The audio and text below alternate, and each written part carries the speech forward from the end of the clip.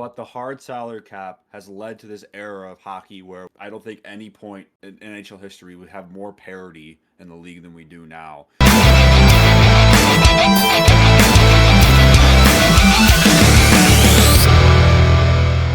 Welcome back to another episode, you beauties. I'm Zach, joined as always by Preston. How are you doing on this fine Thanksgiving Eve? I'm currently watching the Sabres play an outstanding game, and they're probably going to lose because that's just how the Sabres are. They're dominating the Wild right now, and they're down 1-0. Before we get into all the hockey stuff, tomorrow's Thanksgiving, American Thanksgiving to be exact. I'm excited. There's football, 12 hours. There's a lot of food I that I'm mean, there's going to be excited for. 4 hours of like unwatchable football. The Giants and the Cowboys. The Like, we ain't watching that 4:30 game. game. No. I ain't watching that one. You have Drew Lock against Cooper Rush. I mean, CD go off, but I'm excited. Honestly, like not being biased, I'm excited for the 12:30 game, but I think the best game is going to be the 8:30 window for sure. yeah, it's actually a good game tomorrow There's going to night. be Yeah, Packers. implications in that game. Yeah, A I lot mean, of them. go Pack, go. If the Dolphins lose and the Bills win Sunday night, they clinch the division by Thanksgiving. And then Go Pack, if go. the Packers end up beating the Dolphins as well, the Dolphins fall to 5-7, and that's going to put them 2 games back of a wild card Yeah, spot. I think that might be it for their season. Yeah. What's your favorite Thanksgiving food? Stuffing, hands Stuffing? down. Dude. I love fucking stuffing. Unpopular opinion, I don't think stuffing's the worst, but I also think it's kind of overrated. I'm a huge yams with marshmallows on them. I've never had that You at really? Thanksgiving before. You've never had No. that, dude. Okay, then a more traditional food. I love mashed potatoes. Mashed potatoes is my go-to. Gravy or no gravy, love it. I mean, I could eat like literally the whole bowl of stuffing. I love that shit. It's so Stuffing's good. good. It's not uneatable, but I know a lot of people love it, so maybe it's a hot take. All right, so let's get into actual hockey stuff because, as we know, between 70% to 80% of the time when teams are in a playoff spot by American Thanksgiving, they're most likely going to make it playoffs outside of a few outliers. There's usually a team or two that drops out and a team or two that comes into the playoff mix later in the season. So we're going to do a couple teams that we think are going to make the playoffs that are outside of the playoff picture as of this moment, and teams that are inside of the playoff picture that could possibly fall out of the playoff picture by the end of the season. Do you want to go first or you want me to start it off? I mean, I feel like these are two pretty easy options, at least for two of the teams. I mean, in the East, the Buffalo Sabres right now are in the last wild card spot in the Eastern Conference. I mean, we'll see if they can keep it going, but I mean, they're kind of it's going to be a dogfight for that last wild card spot between like Sabres, Bruins, Islanders, Flyers are in the conversation right now. We'll see if Detroit can start playing better. You know, Tampa Bay might be in that wild card conversation as well. You know, a team like Boston or Buffalo might bump up to that 3 seed in the Atlantic. Who knows? But if I had to pick a team in the East right now, based on the current, the Sabres just score. Let's go! No, they didn't. Who scored it? No, they didn't score. Oh, I was bamboozled. Fuck you. Uh, yeah, if I had to pick one team in the East, it would be the Sabres to not make the playoffs. I think very inconsistent team. You know, they look like world beaters for 2 or 3 games in a row, and then they play like dog shit for 3 games in a row. So I need to see more consistency out of them before I start to believe. And with their rest, I mean, Jersey playoff team, Carolina playoff team. The Rangers are kind of playing like shit right now, but I think they'll get it together. Capitals, I think, are a playoff team. Toronto, playoff team. Florida, playoff team. Tampa should be a playoff team. So I think the only real spot in the East that is going to be up for grabs is going to be wild card too. Yeah, I'm kind of with you. I think there's 7 teams right now that you listed off that are realistically going to make the playoffs, and that wild card 2 is going to be up for grabs. Now, it could be a thing. I know we've talked about it a lot where you have Buffalo and Boston right there for that wild card 2 spot. You could see an instance where Tampa, Buffalo, and Boston, if they keep playing like this, are fighting for that 3rd spot, and whoever doesn't get in the 3rd spot just doesn't make the playoffs at all either. Yeah, no, Tampa's a team that definitely might not make the playoffs. I mean, if Boston gets their shit together and the Sabres keep playing consistently, you know, they might push Tampa out of that 3 spot. I don't see it happening, but it is possible. I mean, it's very close right now, especially the Atlantic Division. The Panthers are only a point ahead, 2 points ahead of the Sabres and the Bruins, and that's for the 2nd spot in the Atlantic Division. So I do think Toronto and Florida is going to eventually run away with that first and second spot at some point this season. And with I that mean, Atlanta, Toronto's playing really well without Austin Matthews too.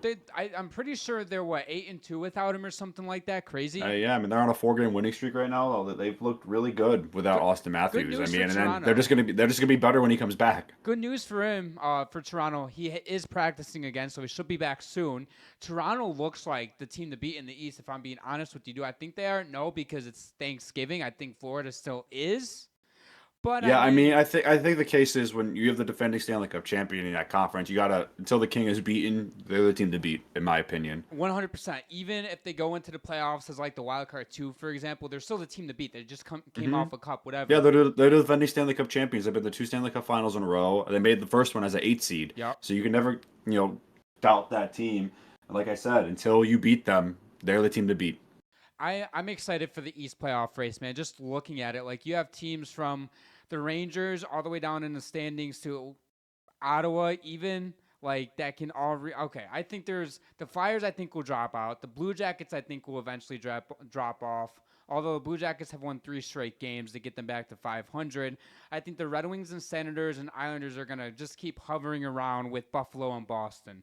I think eventually the Rangers will get the shit together and start winning games.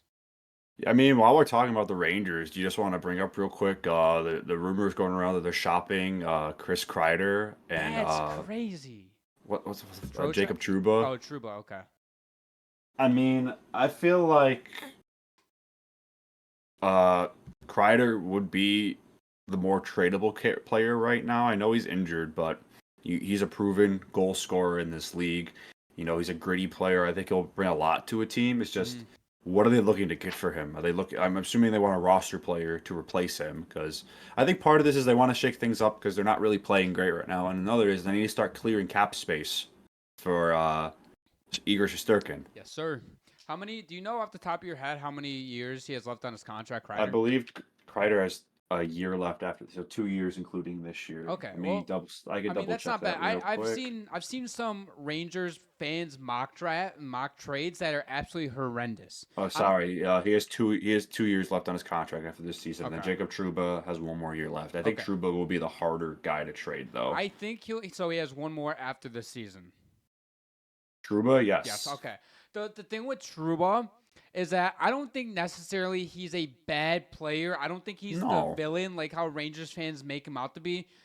But I also don't think he's worth the $8 million he's getting. And I think it's going to be hard to get rid of that entire contract. But personally, I think it's a win if the Rangers can trade 75% of that contract. If they only have to retain 25%, I think that's a win because right there, you're only paying him, what, $2.5 million to not play for you at that point, if I'm doing Yeah, the math correctly? if they took 25%, they'd be paying $2 million. Yeah. So like you're clearing up $4 million of space. Plus, if Six. you 6 million, excuse me, I'm retarded apparently. If you get rid of Kreider's entire contract, how much does he make you right now? 6.5. 6.5. So you're getting rid of $10 million right there just for Shesterkin. Yeah, I'm not sure. Yeah, so Kreider has a 15-team no trade list, so it might be a little more tough to trade him. And then Trouba has also a 15 no player no trade list. So it's going to be a little bit difficult, but if you're the Rangers, you're kind of walking a fine line with this. If you trade, especially trading Kreider too, because you can't go out there and act like this is just going to be a cap dump. You can't be like, oh, we want like a depth forward with a prospect and maybe like a third round pick, whatever. Like, if I'm the Rangers for Kreider, I go out and like I want an NHL ready player, like you mentioned, maybe a C-level prospect, and maybe if depending on what the price is after that, maybe a mid-round pick. Yeah, I It would just say a depends. good offer for Chris Kreider, at his age and he's 33 years old, 6.5. I think this would be a trade that can take on his whole salary. The Rangers don't retain anything. A good roster player, like a second, third line player, a mid second or third round pick, and like a B tier prospect, in my opinion. I mean, I'm totally fine with that.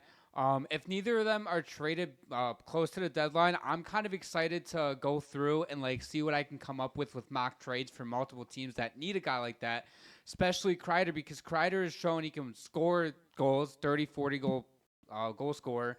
So Hmm. I'm kind of curious to see where Kreider will potentially go because if you're the Rangers, you can jump on this right now and help reshape the roster and like get maybe a couple more players back for him because, like you said, something needs a shakeup because they might be good in the regular season for the most part, but you're not getting a ton of production from everybody at once in the playoffs. And But they're not playing good right now, they've though. also That's the lost three problem. straight games too. They started the season slow, went on a heater. Now they're back to digging themselves in this hole again. If they keep playing this brand of hockey where they're this inconsistent team, I'm not going to jump to conclusions, but they might be fighting for a wild card spot at that I mean, point. yeah, you're right. They I they might be mean, fighting for their life.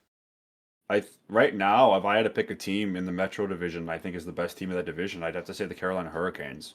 Yes, I feel and like people they haven't been talking about the Hurricanes as much this year, but they're consistently great. the Carolina Hurricanes are doing this with not great goaltending. I think. Hold on, I'm gonna check because I Yeah, I know. mean, Kochekov has been okay.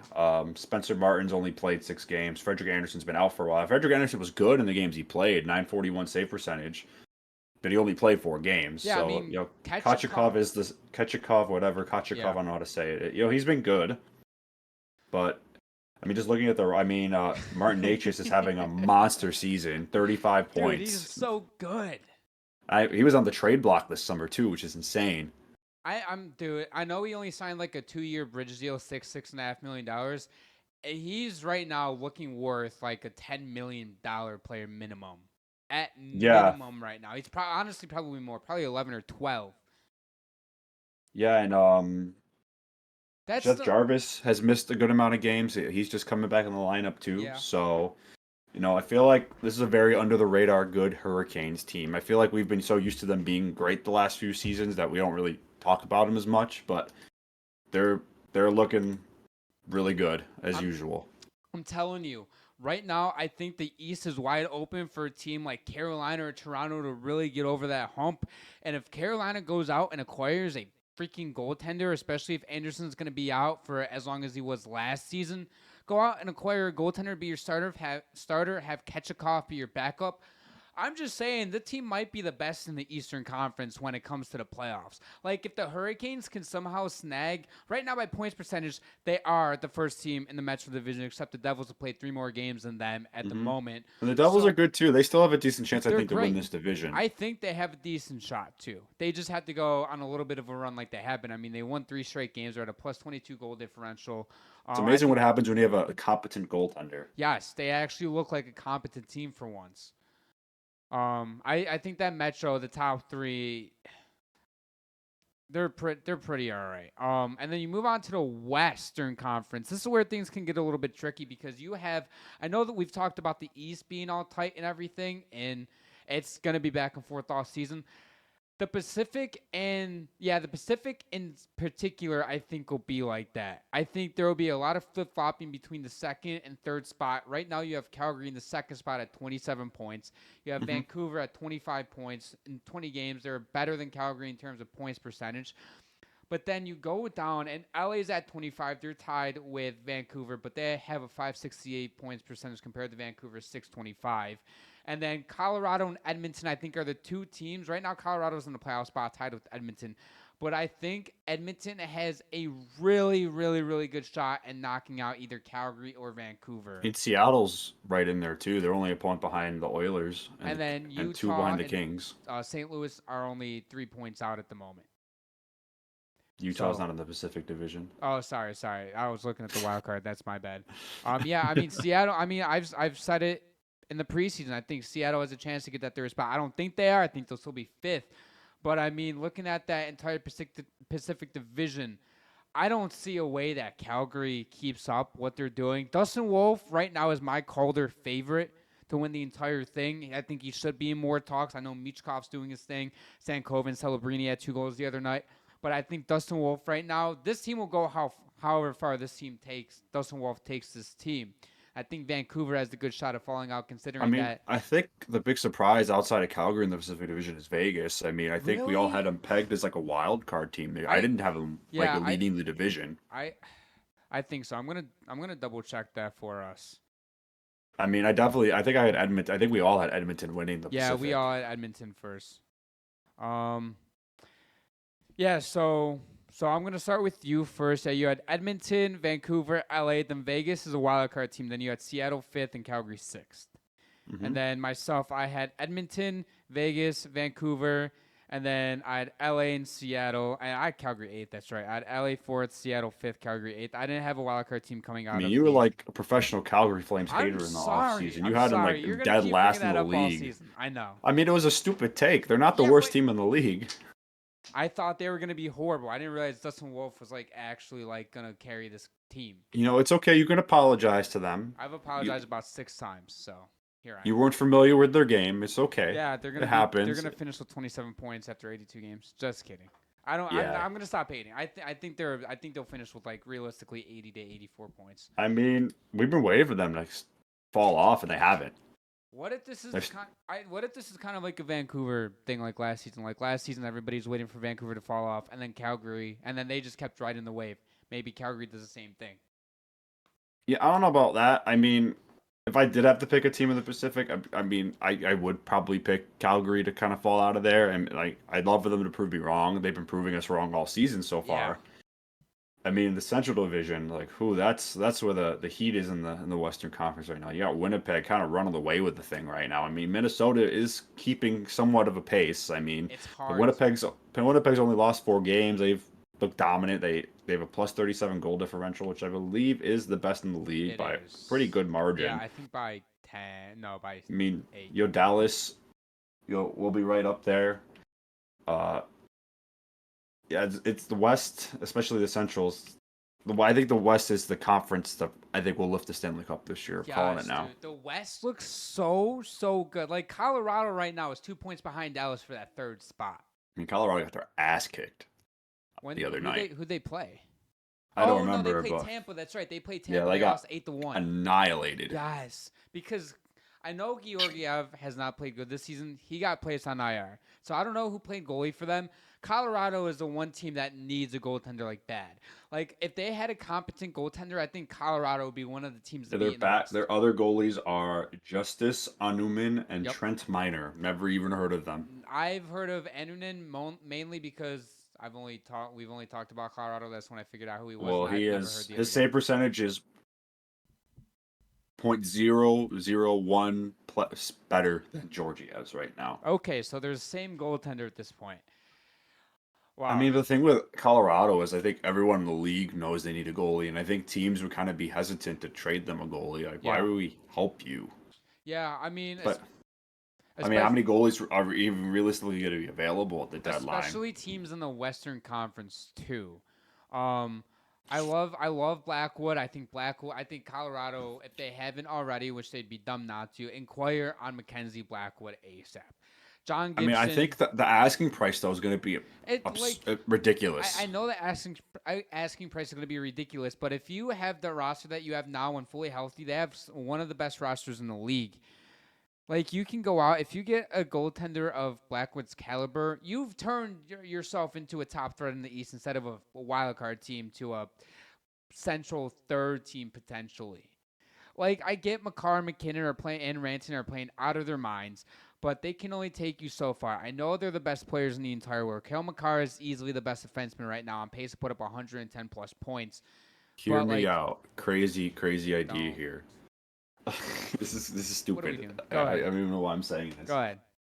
So I clearly need a goalie, correct? Yes. Don't sell the house, don't sell the farm to trade for an okay goalie like Mackenzie Blackwood, who is a UFA next year, by the way, so it would be a rental. Go and get the top dog on the market, Igor Shesterkin. What the fuck are we? He takes like a team-friendly deal, like dude. $8 million. So you're talking about in the off season, you go out and you do everything in your power to go get Igor Shesterkin. Who beats that team? I know, but they're already up against the cap. You're gonna have. This is stupid. I know it's not realistic. I know it's stupid. I'm just having fun here. But, like, and then go trade for Sidney Crosby. Like, okay, if they traded for Sidney Crosby and then they went out and got Igor Shesterkin, that team would be unbeatable right there. That's like That turning would the be- salary cap off and franchise mode. Dude, no. Listen, if salary cap wasn't a thing, so if the NHL never added it before the 05-05 season, Colorado for sure would be this team that would just go out and spend money. They'd spend money left and right. That would be Utah right there. I'm trying to Yeah. think. I love that idea because what if the NHL didn't have a salary cap? Like still, like what teams could we see realistically go out and be like, you know what, fuck it, we're gonna give this player way more money than he should be on the market because we can. There's two things you gotta keep in mind about that. Who has the richest owners and desirable market to play in? Okay. So, I mean, I think a team like Tampa is a team that isn't afraid to spend money. Mm-hmm. It's Florida, Tampa Bay, beautiful weather all year round. No taxes. Yeah, same thing. I don't know. I'm not sure how. I mean, Florida Panthers, another great owner. I mean, Detroit back in the day, they spent all the money. They didn't give a fuck. I think I mean, they had back in those teams they had during their dynasty. They wouldn't fit under the salary cap now. They wouldn't. no, they were were like insane. $50 million over today's current salary cap. The Rangers. I think part of it would be player like veterans who are UFAs. Like they know they can get. It would be like baseball essentially, where you have the big market teams running the league. Yeah. Like you have the same 5 teams running the Like league. it's the Yankees and the Dodgers and all those teams like think that that- with owners with deep pockets and a big desirable TV market. Like that's why the NHL implemented the salary cap because we saw them obviously the Canadians before like the merger, whatever, and then we had the Islanders, we had the Oilers, we had the Red Wings, and then we also had teams like the Flyers went the back-to-back. I mean, cups. Avs spent a The lot of money Avs too were back really in the good day. too, and on top of it, the Rangers would spend money too, and it was like we saw in each decade there was always one team that would create this dynasty because they had more money than everybody else. The NHL after the lockout finally was like, fuck it, we're adding a salary cap, and I think it was great for the league. A lot of people give the NHL a lot of shit for having such like a hard salary cap, but I think it was one of the best decisions they ever made. Yes, I do think the players should be paid more. I think NHL players are severely underpaid. I think hockey might be the hardest professional sport to play. You play 82 games. You're getting hit like you're in football games. Very physical. You're traveling all over the country almost every day. Mm-hmm. They should. You got guys like Connor McDavid who are like otherworldly, best in the world. He should be getting paid like LeBron James money. Yeah, like we're talking hundreds of millions of dollars he should have by the end of his career type shit. But the hard salary cap has led to this era of hockey where I don't think any point in any in NHL history would have more parity in the league than we do now, where teams they have to draft well. Mm-hmm. Like you don't have a choice anymore. Yeah, you can go and get the big fish, but you're gonna have like 3 players eat up like a third of your salary cap. Look at Toronto. That's been working out great for them. That's another market that if there was no salary cap, Toronto we can be talking about multiple Stanley Cups with the roster that they have. But they haven't never even were successful before though. Yeah, that's true. But when you come in and you draft a Marner and you draft Matthews, and then you also have Nylander, and now you add in Tavares and Morgan Riley, it's like the team now would recognize that they have to go out and spend money. If they have money, which they're one of the biggest markets in the league, one of the richest owners. I mean, they already did do that. They went out. When they still had, Marner and Matthews on those cheaper deals. They went out and spent a lot of money, and it didn't work out. Tavares is probably playing his last year in Toronto unless he takes a very, very low salary hit next year, which honestly I could see him doing if he wants to stay in Toronto. Because I think Toronto would love to have him back. It's just he'd have to take a lot less money. He would have to almost cut his salary in half that he's making at the moment. Yeah, I mean, but for him, if he wants to stay at Toronto Maple Leaf, it was his lifelong dream. Yeah, I could see him taking like a cheaper deal to stay there, especially if he's all settled down on everything. Yeah, but regardless, some markets do have a bit of advantage with even with the hard salary cap. Is like areas like Florida. I think that's what big reason why Florida has been such a successful market lately, especially when you have Tampa Bay winning 2 cups, Florida. I think what was a span of like 5 out of 6 years or something like that, where there was a team from Florida in the Stanley Cup final. I think the last 5 years since 2020, Tampa 3 straight, and then Florida 2 straight. So part of that is the Panthers. I mean, the Panthers haven't really drafted well. They just made really good trades, brought in the right free agents. But you look at a team like Tampa Bay, who drafted very excellently. and then you have you have the desirable market where there's no state income tax, so the players are making more money. You get great warm weather all year round. You don't really have to worry about that. And when you're winning, it does help a lot too. But you can afford to go get the big fish in free agency, or go. Players want to play for you, and they Yeah. might even be willing to take a little bit of less. Like, let's say a player had to decide between, like, I don't know, like Toronto and Florida. If Toronto like wants to match that money that Florida is going to pay that player, they might have to give him like $2 or $3 million more to make up the difference that player would lose in taxes in Toronto. Like that's the thing because we saw an example of Sam Reinhart last year taking a quote unquote pay cut and only taking like $8 or $8.5 million, whatever it was. If Toronto wanted a guy, Toronto could afford a guy, or either team, nevertheless, wanted to afford a guy like Reinhart, Reinhart could have been in talking to Florida and be like, I'll take like 8.5 to come back here, whatever, play, try to win another championship. And if he ended up even speaking to other teams, which I'm sure he did, his agent, whatever, I he don't could have know. I been. don't know if he ever did talk to another team. I think he made it pretty clear, like throughout the whole process, he wanted this to I be in know, I Florida. know. That I was it. know he signed July 1st, I think it was, or July 2nd. It was like, wasn't it early? June 30th. June 30th. Okay, so it was even before. So I think yeah, he took I think he took a very team friendly deal. then he didn't talk to anybody then. Yeah, no, that window didn't even open for him to Yeah. talk to people yet. Yeah, I think he made it very clear because you got to remember they won the Stanley Cup like a week earlier, because there was such a quick turnaround this year from the Stanley Cup final, especially because it won 7 games, to the draft. Yeah, and then not even a week later, he signed the contract, the 8-year contract with Florida. And I mean, I don't blame him because that team is so good. Magic, Oh, they're Kachuk, set up for Barkov. future success too. I Yeah. mean, you got your you got Barkov, Kachuk, Reinhardt now, Anton Lundell, Gustav Forsling, all on like long-term deals. Like, those are building blocks you can build a team around, and Yes. as long as those guys, especially those forwards, are there for a while, they're going to be competitive. And we've seen that I guess I've seen people talk about, oh, you have to build through the draft and this and that.